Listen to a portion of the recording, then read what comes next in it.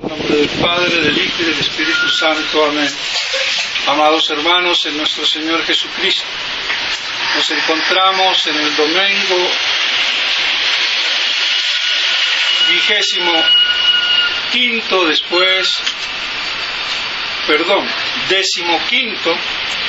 después de Pentecostés. Y en el Evangelio del día de hoy, tomado de San Lucas, vemos el famoso milagro de la resurrección del hijo de la viuda de Naín. Cómo nuestro Señor se compadece de esa viuda que perdió lo que le quedaba a su hijo. Y nuestro Señor, como buen hijo, que ciertamente amaba a su Santísima Madre, expresa, sin decirlo, esa conmiseración al ver las lágrimas de esta pobre viuda. ¿Cuánto más nos podemos imaginar se conmoverá por las lágrimas de su madre? Muchísimo más. Aquí tenemos un pálido reflejo. Cómo nuestro Señor se compadece de ese dolor, de ese sufrimiento, de esa soledad, de ese abandono de esta pobre mujer, y sin que nadie se lo pida, le dice: no llores, y ordena al joven que se levante. Y como dice el padre Castellani, ¿a quién manda? Al joven, no a la muerte. Claro, el joven, si está muerto, tiene toda la razón de decir que manda a la muerte misma. Y el muchacho se levanta y comienza a hablar. Esto nos demuestra el poder divino de nuestro Señor y cómo Él vence a la muerte. Ha habido otros profetas que han resucitado muertos, y por eso el pueblo pensaba que era otro más. Un gran profeta nos ha visitado, pero aquí hay algo más. Nuestro Señor lo hace con el imperio divino de su persona divina, que siendo hombre de carne y hueso, su persona es divina. Es el único ser humano en cielos y tierra que su persona es divina.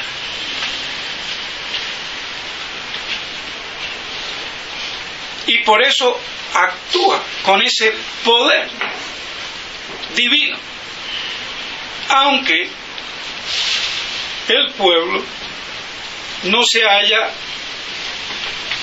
de ello percatado, por lo menos inmediatamente.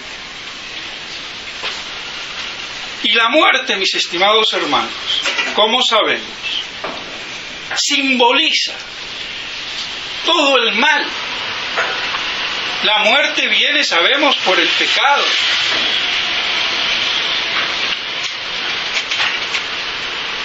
Pero la muerte tiene esa connotación que resume todo el mal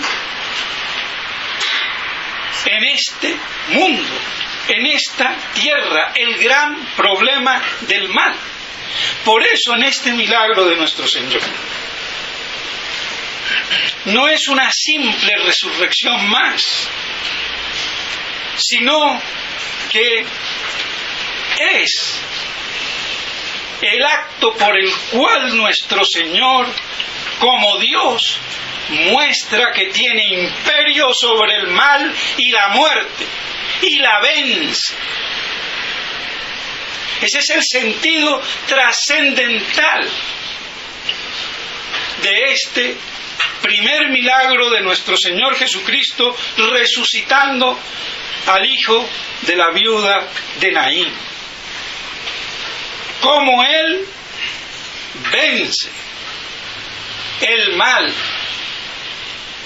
cómo vence la muerte, cómo tiene imperio sobre ella, porque Dios es el bien, la vida. Y eso lo debemos de tener presente. Por eso vence al mal. El mal, mis estimados hermanos, que es el gran problema, el grandísimo problema al cual nos vemos los hombres abocados ante él. Y ha habido muchas falsas soluciones del problema del mal. El gran San Agustín fue maniqueo. ¿Y qué era el maniqueísmo? Existe una causa, un Dios del bien, pero así también existe una causa, un Dios del mal. Y los dos son como realidades esenciales y substanciales. Y el gran Santo Tomás de Aquino, en plena corte en Francia con el santo rey San Luis, invitado en medio de la corte, comiendo con el rey, en medio de la comida, de un puñetazo casi parte la mesa, abstraído en este problema del mal. Y cuando da el puñetazo, eureka, encontró la solución. Porque el mal no tiene causa, no tiene ser, no tiene entidad, no es una sustancia, no es una naturaleza, no tiene una causa. Y sin embargo existe. Pero es una deficiencia del ser, es una deficiencia del bien. Por eso dice el dicho que bonum es integra causa, malum quacunque defecto. El bien es la integridad del todo. Y cualquier defecto de esa integridad, de esa armonía, de esa perfección, es el mal. No es en sí mismo. El ser ciego es un mal, no para la piedra, ni para el árbol, pero para el ser humano sí. ¿Qué es? Es una deficiencia de la visión, del bien debido, un cáncer, la falta de salud, el dolor, el sufrimiento, es una deficiencia del bien, del bienestar, de la perfección, de la salud, de la vida. Y por eso se equivocaban los maniqueos. Y sabrá el mundo de hoy si no es maniqueo.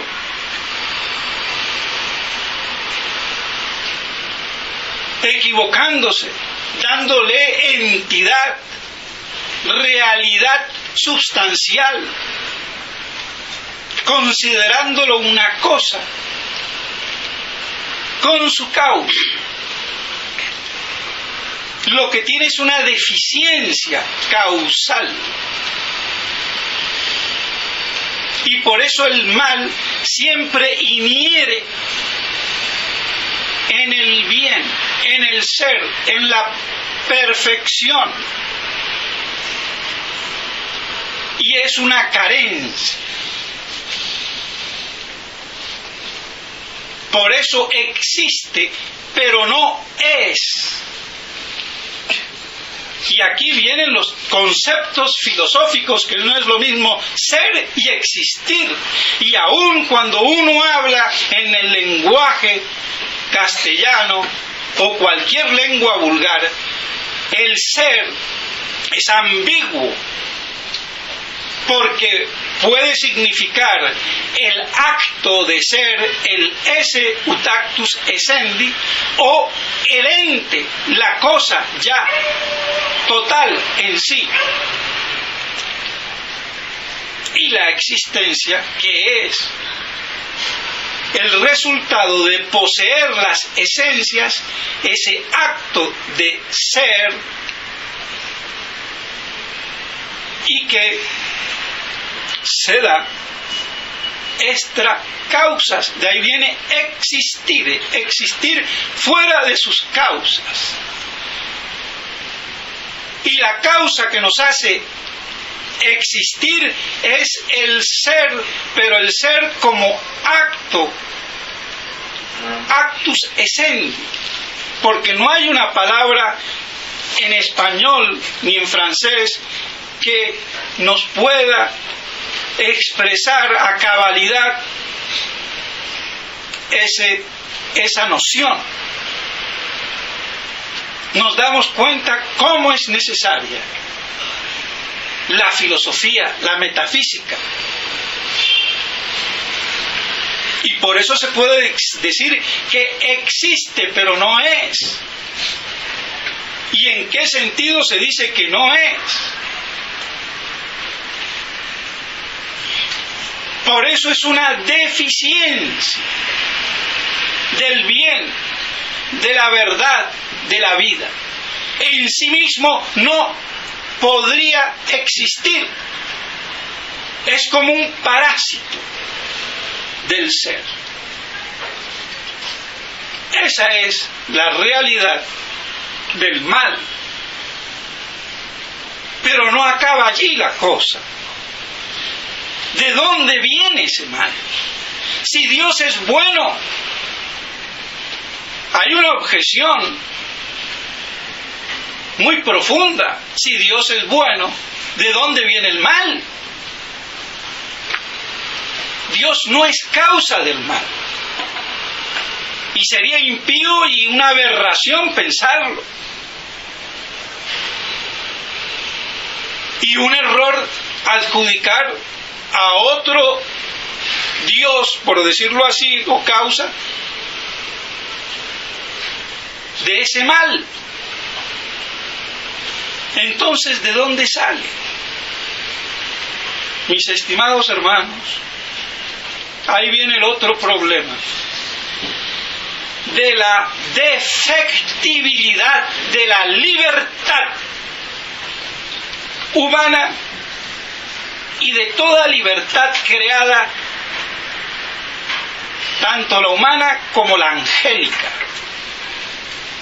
Esa libertad de los seres espirituales y racionales, como son los hombres racionales y los ángeles intelectuales.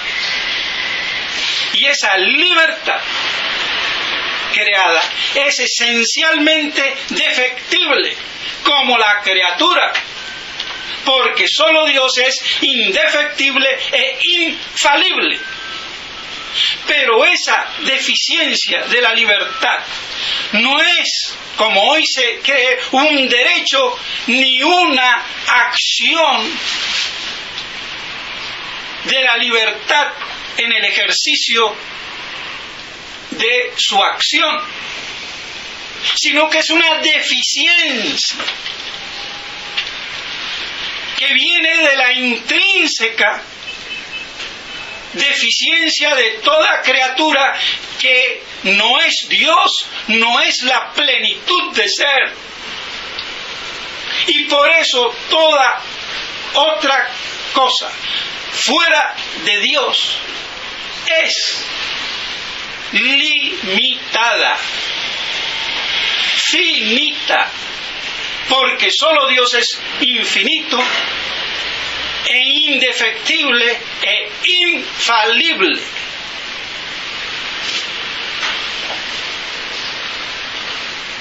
Y por eso la libertad humana, como la libertad angélica, puede fallar. Y si falla por culpabilidad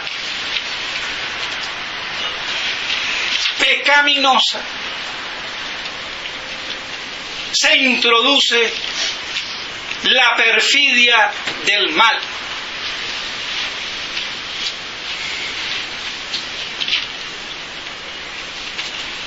Por eso la libertad humana como la angélica, que no ha sido libre para el mal, que es para el bien, pero como es defectible, puede fallar. Y si falla, se introduce el mal, el desorden y el pecado. Y ese es el origen de la apostasía angélica en los cielos, de la desgracia de Adán en el paraíso y nuestra cotidiana desgracia cada vez que hacemos las cosas mal y que pecamos. Porque podríamos no pecar, porque si irremisiblemente tengo que pecar como creía Lutero, estoy determinado al mal. Y por Dios, ¡qué aberración!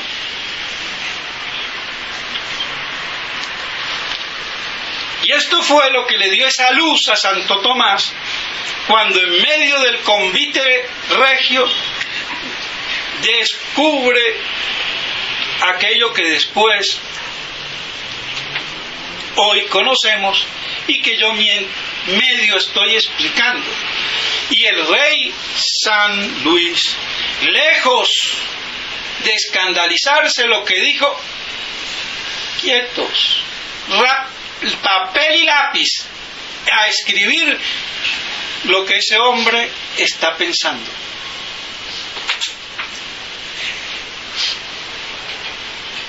De un santo rey a un santo teólogo como nunca lo ha habido ni lo habrá en la historia de la humanidad.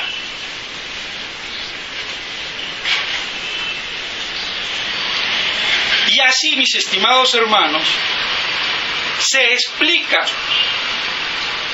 este problema del mal, que es en el fondo un misterio, verdadero misterio. Y no solamente el mal que nos escandaliza a cada rato, eso lo vemos. ¿Por qué se muere un niño inocente? ¿Qué culpa tiene? ¿Por qué si yo soy bueno y hay otros zampones, al zampón le va bien y a mí me va mal?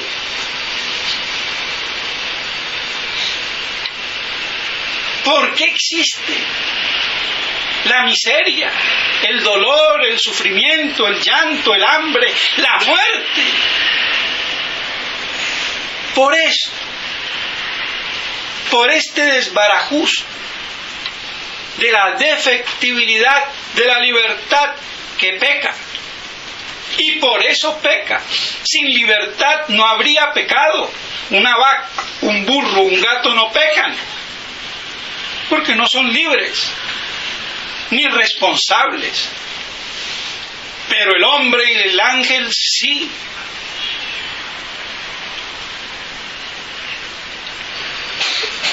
Y ahí el problema, que entonces nosotros usemos mal de la libertad que Dios nos la da para que libre, voluntaria e inteligentemente yo me conduzca al fin último y no sea un pajarito o una hormiga o una piedra que obtengo mi finalidad sin causa de conocimiento ni de libertad. Por eso es la dignidad en el buen sentido de la persona, tanto humana como angelical, de poder dictaminarse con señorío propio, con conocimiento de causa y ejercicio pleno del libre albedrío a ese último fin, y no como un caballo, como un burro o como lo que fuera, que se dirigen por instintos, pero sin conocimiento. Esa es la dignidad de la persona humana. Y su indignidad, sí,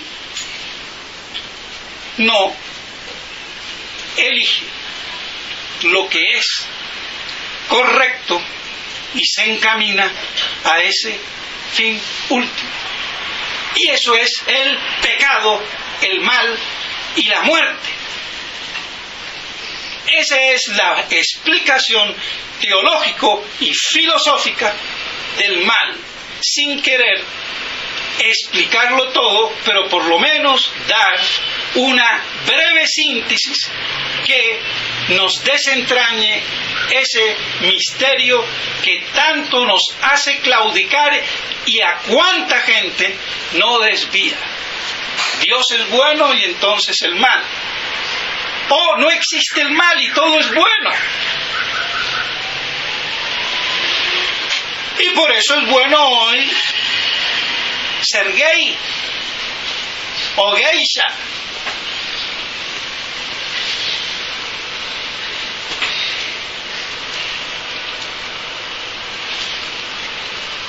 Así son las cosas. Y por si fuera poco, porque la cosa no para allí, no solamente el escándalo por mala información y educación, que hoy no existe. Por eso la gente hoy es bruta. No digo que ustedes, mis estimados hermanos, sean brutos, porque también yo soy bruto en ese caso. Pero el mundo de hoy es bruto.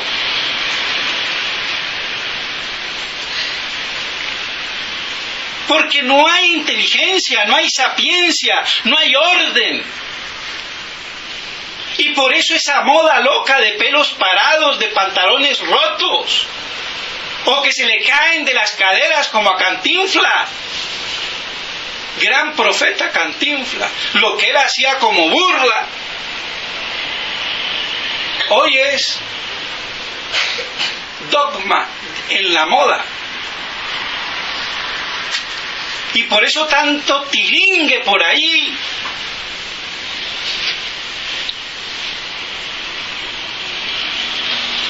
Pues bien, no solamente en el mundo el problema del mal, sino dentro de la misma Iglesia católica, apostólica y romana. Y ya aquí no digo Dios es bueno, la Iglesia es infalible, es divina. ¿Cómo puede haber el mal dentro de la Iglesia? El problema es exactamente lo mismo.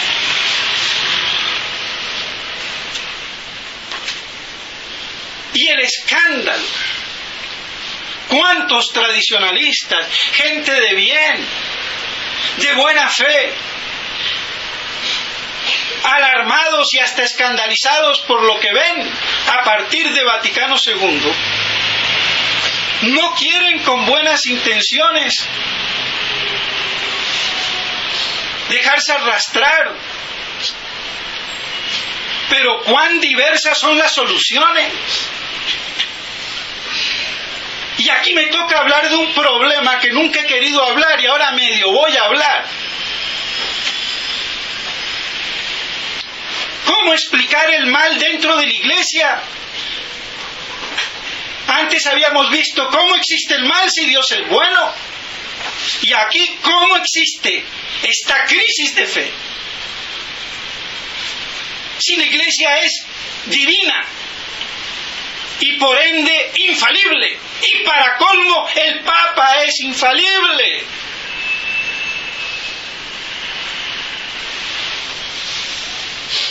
¿Qué pasa? La gran mayoría que no reacciona acepta el error, la iglesia no se puede equivocar y sigo. Otros dicen, la iglesia no se puede equivocar y no sigo.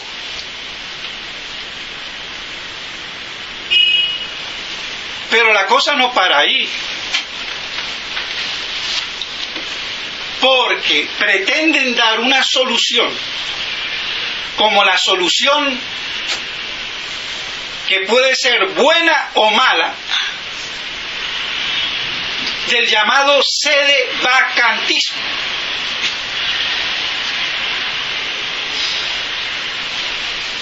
Pero se da la casualidad que la gran mayoría de los sedevacantes, buscando una explicación, quieren buscar una solución que sea apodíctica, dogmática, impositiva, categórica, a tal punto que el que no piensa así es un hereje. Y por eso la mayoría de los grupos sedevacantistas viscerales, porque no adoptan la posición teológica, racional, inteligente, sino que la quieren imponer como dogma de fe, basados en que la iglesia es infalible, el papa es infalible, que es cátedra, que cada día la iglesia ejerce su magisterio infalible. Entonces hay error, luego ese papa no es verdadero y soluciona la cosa así de simple, sin darse cuenta del error teológico bajo apariencia de bien. Y ese ha sido el problema del padre Barbará y de muchos otros. Y por eso me tomé el trabajo de refutarlo al padre Barbará, que no se atrevió a refutar, porque no tenía asidero, y él que no tenía pelos en la lengua para decirle a nadie cantarle la verdad en su cara. Pero este exceso de papismo, de papolatría, basada en una mala comprensión de la infalibilidad de la iglesia, del magisterio y de la infalibilidad del papa, hace que dogmáticamente esta gente confunda lo que es una proposición teológica con un imperativo categórico de fe. Y por eso exijo que hasta incluso los sacerdotes tienen que decir no una cum, y si no esa misa no hay que asistir, y pasa en Colombia. No estoy hablando para los chinos. Perdónenme, es que gente para esto hay en todas partes.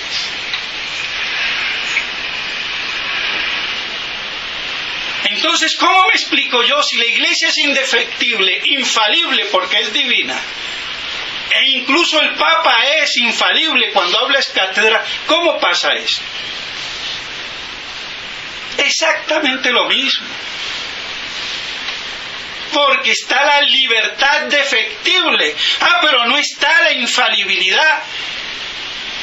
Sí, pero es una infalibilidad participada, con límites.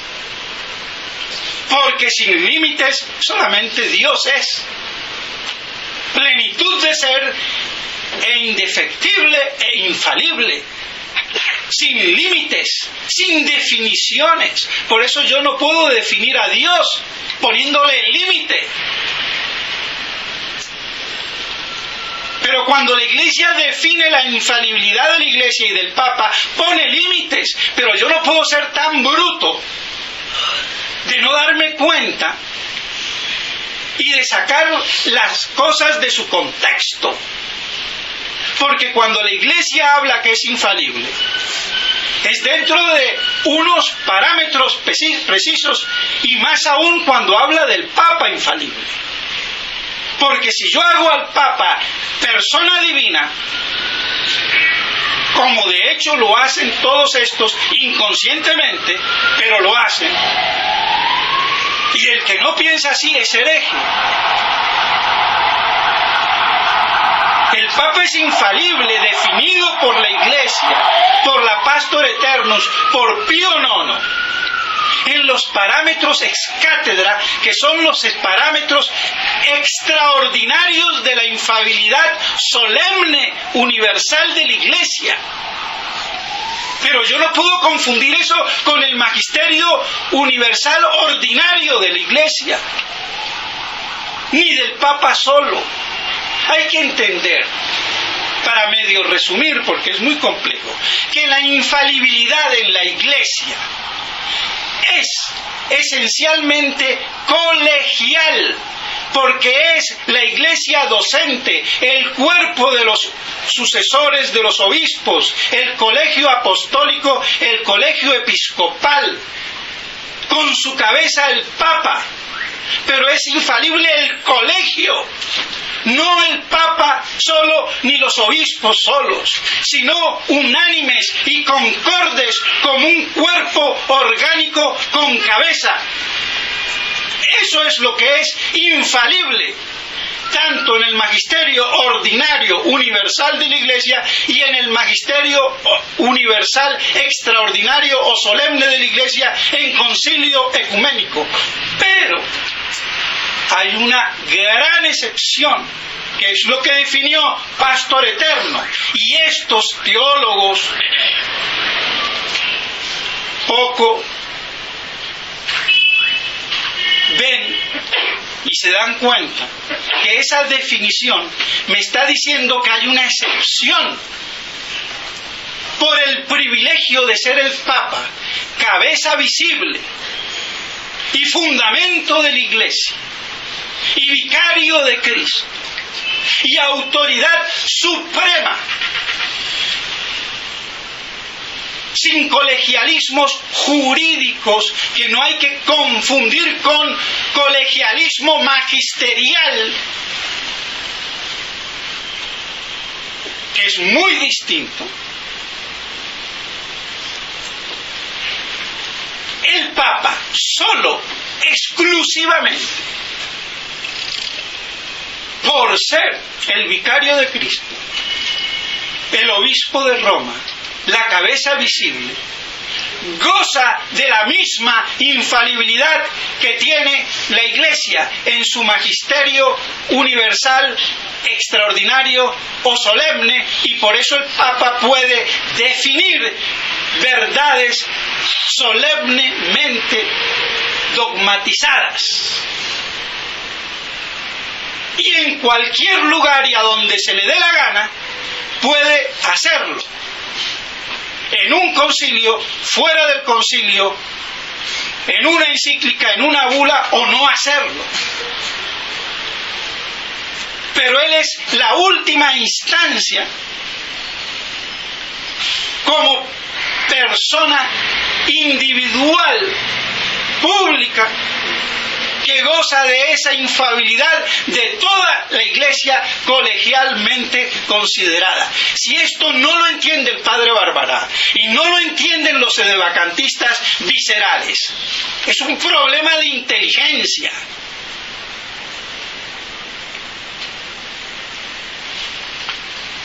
Y salen teólogos con sus blogs que aprendieron medio filosofía y teología 2, 3 o 4 o 5 años.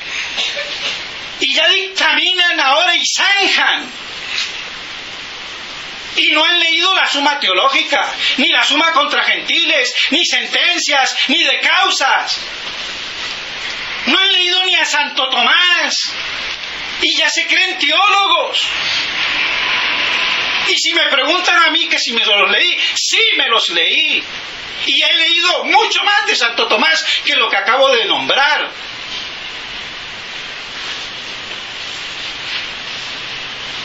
Que aquí no están hablando con cualquier pelele. Eso es como una enfermera porque manipulé todo el día enfermos y en medio de doctores ya comience a dictaminar fórmulas. O el que es medio leguleyo porque conoce algunos cánones, ya es abogado. Por eso decía Monseñor Lefebvre que se necesitan 30 años para tener un teólogo.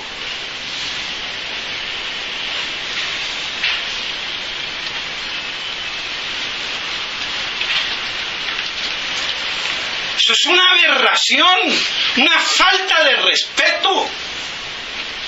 Y que hablen los doctores.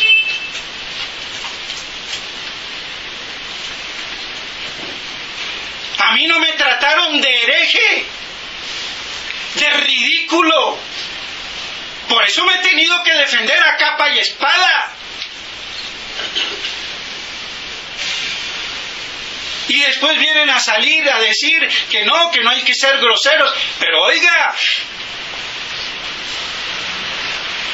y así no le han dicho a Monseñor Lefebvre de Castromayer que es un hereje como Homero Joas, que ahora viene defendiendo el bautismo de deseo como los hermanos Dimon. A ver, ¿quién me va a decir hereje con nombre y apellido? Si tiene pantalones e inteligencia. Yo no soy el padre Calderón, que escribe todo un libro para decir una supina herejía, que no todo magisterio extraordinario de la Iglesia es infalible. Eso es una herejía. Y escribe su libro de La lámpara bajo el celemín con una confusión intelectual que ya es hora de decirlo. Que corrija, que se informe.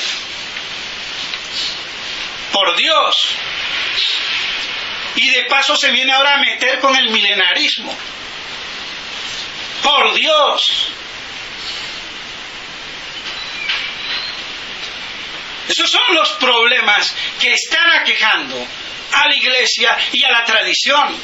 Y como faltan doctores, faltan obispos. Esto es el reino de taifas. Cada leguleyo es un señor.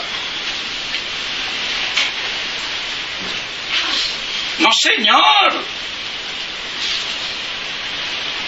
La Iglesia tiene su doctrina, tiene su teología. Y no por eso cualquiera va a decir lo que se le dé la gana. Va a confundir una conclusión teológica que no es de fe formal, pero que puede ser de fe formal si la Iglesia lo define. Pero hasta que no lo defina, esa conclusión está conocida por la sola razón de los teólogos. Y tiene que ser profesada por la Iglesia para que sea dogma de fe, como verdad revelada, no como una verdad revelada, sino como una verdad infalible, sino además verdad revelada. Porque hay muchas verdades, pero en materia de fe lo que nos interesa es que esa verdad sea revelada, que esté en el depósito de la fe. Y por eso la Iglesia es la única infalible. Y cuando se dice que la Iglesia es cada día infalible, es el magisterio ordinario universal, pero desde el Concilio Vaticano no funge ese magisterio, porque cada día enseñan una herejía tras de otra. Y por eso cuando le dije a un amigo francés, medio bruto el pobre, pues tengo que decirlo, ¿cómo va a decir que el magisterio ordinario no se está ejerciendo cada día, aunque eso sería lo normal? No se dio cuenta en qué contexto lo digo. En este contexto, a partir de Vaticano II, existe el magisterio universal de la Iglesia infalible. Lo que existe es una herejía tras de otra. ¿Y qué pasa con el Papa? El Papa no puede decir errores en materia de fe ex cátedra, pontificando en la cátedra de Pedro. Pero puede decir todos los errores que se le dé la gana, como lo han hecho y lo siguen haciendo, pero eso ya no es cátedra. Pero el Papa no ejerce la infalibilidad de la Iglesia cada día. Sí, como la ejerce también cualquier obispo en sus diócesis, si unánimemente enseñan algo como revelado. Y otra cosa es que hoy eso ya no lo hacen, ni lo hicieron en el Concilio Vaticano II, que debió de ser infalible ipso facto por propia constitución, pero sabotearon eso y por eso es un conciliábulo. Pero si yo quiero decir, entonces, visceralmente, porque si no lo digo teológicamente, lo digo con las vísceras, con el vientre, con el estómago, que es un imperativo de fe, que el Papa no es Papa, es una conclusión teológica, pero no se la puede imponer a nadie porque hay un razonamiento, y esa verdad, que no es pura opinión, es una verdad evidente, quad sapientes, y ahora cada vez más quad omnibus, que se va haciendo más evidente para muchos, no es de fe. Porque la Iglesia no lo dice así y ni lo va a decir con esta nueva Iglesia. Lo podría decir si hubiera en el futuro, supongamos, que todo se arregle y viene un santo Papa y dice esto, ahí sí. Pero es que una conclusión teológica, por muy conclusión evidente y verdadera como es toda conclusión, no es de fe formalmente, es de fe materialmente. ¿Y qué es lo que pasa para que haya de materialmente de fe a formalmente de fe? El medio por el que se conoce, que ya no es la razón humana, sino la autoridad divina, de la cual la Iglesia goza. Así de sencillo. Y no hay dogmas hasta que la Iglesia no lo defina, o solemnemente o simplemente, porque hay que saber que hay dogmas solemnes y hay dogmas que no han sido solemnizados. Todas las verdades de fe enseñadas por Magisterio Ordinario Universal, y muchas de ellas se hacen definiciones solemnes porque ha habido una disputa, y la Iglesia entonces así ha formulado la transubstanciación, la Theotokos o deípara, la Inmaculada Concepción.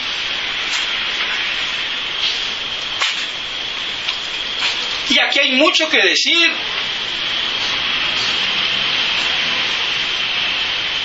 Pero es del sabio distinguir y más del teólogo. Pero esta gente no distingue. Y por eso ese imperativo a todo precio de que el que no piensa como yo es hereje. Y el que no hace declaraciones, se hacen declaraciones de cosas de fe, no de conclusiones teológicas, por muy verdaderas y ciertas que sean. Por eso yerra todo padre, o toda persona, o todo fiel, o todo blog que diga, yo soy sedevacantista y lo declaro. No, porque eso no es de fe.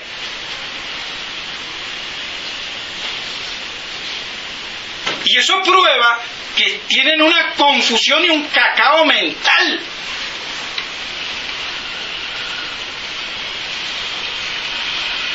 Y habría mucho que decir. Y se me quedan muchas cosas en el tintero. Pero esta gente, en vez de preguntar, impugnan, se erigen en doctores. En vez de decir, ¿cómo es esto? ¿Cómo es? Una cosa es preguntar, tener dudas. Pero otra cosa ya es querer pontificar. Lamentablemente, no hay ningún obispo que yo conozca, ni vivo ni muerto, que haya dicho estas cosas que la debiera de decir un obispo. A ver, ¿por qué no las dice Monseñor Williamson? Monseñor Tissier, Monseñor de Galarreta.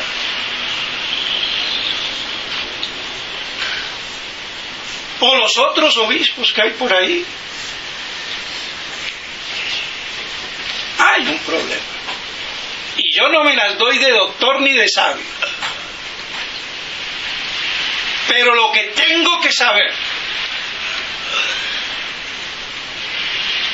para ser católico equilibrado, tengo lo suficiente.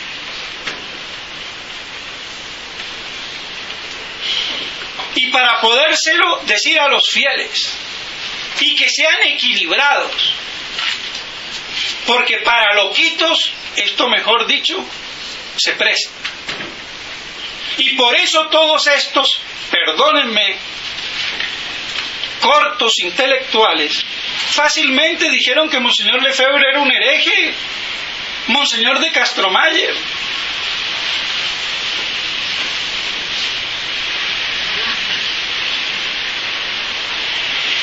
Claro está que Monseñor Lefebvre y de Castromayer pudieron haber explicitado estas cosas, no lo hicieron. Bueno, Dios sabrá por qué.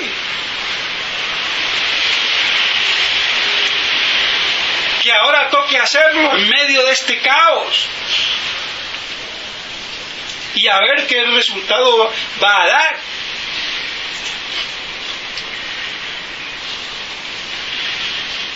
Pero aquí hay un principio que hay que respetar. El que sabe, que hable. Y el que no, que se calle.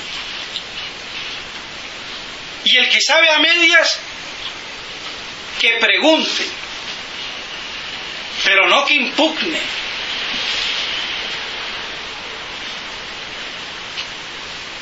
Esa es la triste situación. Pero la iglesia no es una merienda de negros, con perdón de los negros. Estamos viviendo una apostasía universal, la gran tribulación apocalíptica, la gran desolación en lugar santo, la gran apostasía de ver Roma perdió la fe y sede del anticristo. Eso es lo que nos dice la Salet. Pero eso no quiere decir que la iglesia es una merienda de negros. Es una iglesia sufriente, reducida a su mínima expresión. Esperanzada en su pronta liberación con la venida de Cristo Rey, la única solución posible.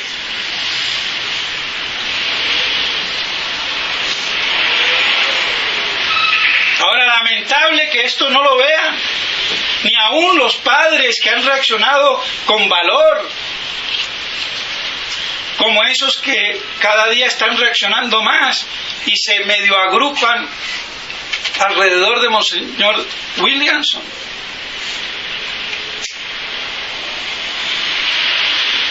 Por eso yo no tengo problema con ninguno en persona. Y el problema que hay es teológico, doctrinal, exegético.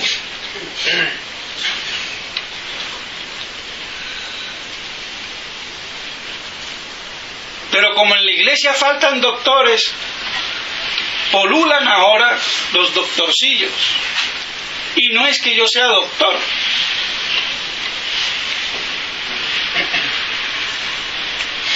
Pero sí sé lo que tengo que pensar teológicamente ante esta situación sin perder la cabeza, el seso y el equilibrio. Pues bien, mis estimados hermanos, que estas cosas nos ayuden para comprender el mal y el mal de la hora presente, de esta tragedia apocalíptica, del eclipse de la iglesia, y de la instauración de la judeo-masónica Iglesia Universal sinárquica del anticristo religioso a partir de Vaticano II, que no es la Iglesia católica. Es una parodia de iglesia, es una falsificación de Cristo, y por eso es anticristo. Eso es lo que nos dice el Apocalipsis. Pero lamentablemente, de esta materia, pocos, muy pocos. Y por eso quizás la claudicación de la tradición, que no supo enmarcar esta tragedia apocalípticamente. Cosa que lo vislumbró Monseñor Lefebvre, pero que lamentablemente no subrayó. Pero eso no quiere decir que vamos a negar y considerar las cosas. Y si esto no es apocalíptico, ¿qué es?